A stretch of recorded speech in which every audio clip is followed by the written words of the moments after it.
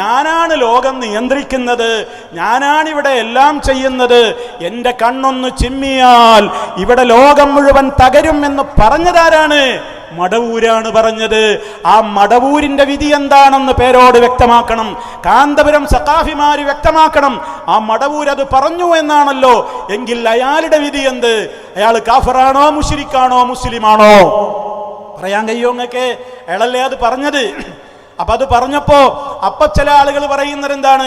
അതിപ്പോ മാനസിക രോഗം ഉണ്ടായപ്പോ പറഞ്ഞതാണ്. മാനസിക രോഗി എന്ന് പറഞ്ഞാൽ എന്താ? ജദ്ബ് എന്ന് പറഞ്ഞാൽ എന്താണ്? ഭ്രാന്ത്. ഭ്രാന്തന്മാര് പലതും വിളിച്ചു പറയും. ഭ്രാന്തന്മാരിപ്പോ എന്തൊക്കെ പറയും? ഞാൻ അള്ളേന്ന് അയാൾ പറഞ്ഞില്ലേ, ഞാനാ എല്ലാം നിയന്ത്രിക്കുന്നത് പറഞ്ഞില്ലേ? അതൊക്കെ ഭ്രാന്തുള്ളപ്പോ പറഞ്ഞതാണ്. അതുകൊണ്ട് തകരാറില്ല എന്ന് പറഞ്ഞപ്പോ ഉടനെ മറുപടി പറഞ്ഞു ഉസ്താദ് ശിഷ്യനോട്. പേരോടിന്റെ അടക്കമുള്ള പൊന്മളയടക്കമുള്ള മുസ്ലിയാക്കന്മാര് പറഞ്ഞു, പേരോടക്കമുള്ള ആളുകൾ ശ്രദ്ധിക്കണം. പൊന്മളയടക്കമുള്ള ഒരു സമൂഹത്തോട് പറഞ്ഞു. എന്താ പറഞ്ഞതെന്നറിയോ? മടവൂര പറഞ്ഞതൊക്കെ ജദ്ബിന്റെ ഹാലിലാണ് എന്ന് പറഞ്ഞാൽ മാനസിക നില തെറ്റിയ സമയത്ത് പറഞ്ഞ വാചകങ്ങളായിരുന്നു. അതത്ര കാര്യമാക്കാനില്ല, അതുകൊണ്ടൊന്നും പ്രശ്നമില്ല എന്നാണ്. CM വലിയുല്ലാഹിയെ കുറിച്ച് അവര് കുത്തുബുല്ലാലമാണെന്ന് അവര് തന്നെ പറഞ്ഞതായിട്ട് ഒരുപാട് ആളുകൾ പറയുന്നുണ്ടല്ലോ. അത് കേട്ട ആളുകൾ ഞങ്ങൾ കേട്ടു എന്ന് തന്നെ പറയുന്നുണ്ട്. അപ്പൊ അതെന്താണ് ഉസ്താദ് അംഗീകരിക്കാത്തത്?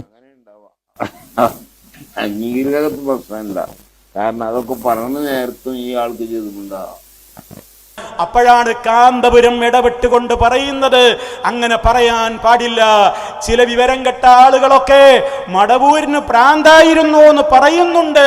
മടവൂരിന് ഒരു ഭ്രാന്തും ഉണ്ടായിരുന്നില്ല, നല്ല തെളിഞ്ഞ അസല് ബുദ്ധിയായിരുന്നു മടവൂരിനെന്ന് കാന്തപുരം പറയുന്ന ഭാഗമുണ്ട്. നിങ്ങൾ കേട്ടുനോക്കൂ. പറഞ്ഞു കൊടുത്തപോലെ CM വലിയുള്ളാഹി മസ്താനാണ്. മസ്താന്മാര് ഇങ്ങോട്ട് എന്ന് പറഞ്ഞാൽ അങ്ങോട്ട് നിന്നാണ് അർത്ഥം, അങ്ങോട്ട് എന്ന് പറഞ്ഞാൽ ഇങ്ങോട്ട് നിന്നാണ് അർത്ഥം. രാമു എന്ന് പറഞ്ഞാൽ പകല് എന്നാണ് അർത്ഥം, പകല് എന്ന് പറഞ്ഞാൽ രാമു എന്നാണ് അർത്ഥം. അപ്പോൾ ഹക്ക് എന്ന് പറഞ്ഞാൽ ബാത്തിൽ എന്നാണ് അർത്ഥം. ഞാനിത് ദജ്ജാലിനെ പറ്റി മാത്രമേ ഹദീസ് കേട്ടിട്ടുള്ളൂ. ദജ്ജാലിനെ പറ്റി ഹദീസിലുണ്ട്. ദജ്ജാൽ സ്വർഗവും നരകവുമായിട്ട് വരും. ദജ്ജാലിന്റെ സ്വർഗത്ത് കടന്നാൽ നരകത്തിലാണ്, ദജ്ജാലിന്റെ നരകത്ത് കടക്കാൻ തയ്യാറായാൽ സ്വർഗത്തിലാണ്. അത് ദജ്ജാലിനെ പറ്റിയാണ് ഹദീസിന്റെ കിതാബിലുള്ളത്, ഔലിയാക്കളെ പറ്റിയല്ല. അങ്ങനെ ഔലിയാക്കൾ ഒരു മസ്താനുമല്ല. എന്തിനാണ് ഈ വക അനാവശ്യം പറയുന്നത്?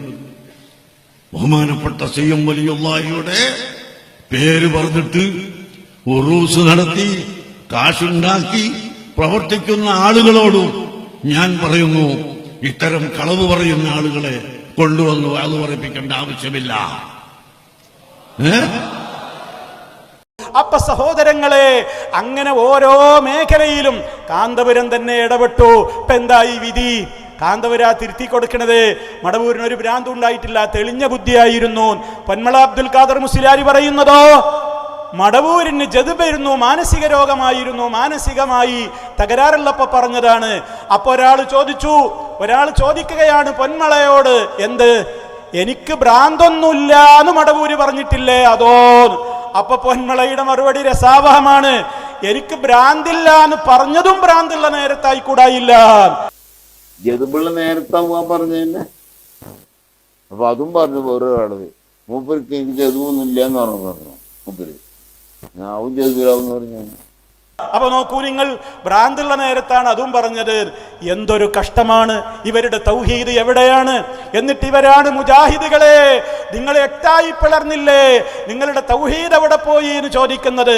ആദ്യം തീരുമാനമാക്കൂ മുസ്ലിയാക്കളെ, നിങ്ങളുടെ തൗഹീദ് ഇപ്പൊ എവിടെയാണ്?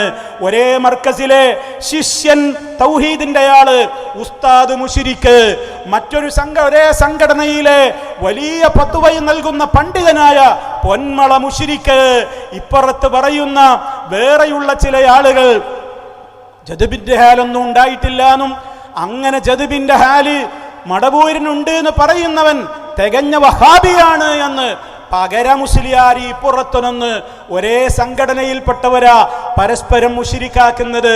എന്നിട്ടാണോ നിങ്ങൾ മുജാഹിദുകളുടെ തൗഹീദ് പൊട്ടിപ്പിളർന്നു, മുജാഹിദുകൾക്ക് തൗഹീദ് പറയാൻ എന്താ അധികാരം എന്ന് നിങ്ങൾ ചോദിക്കുന്നത്?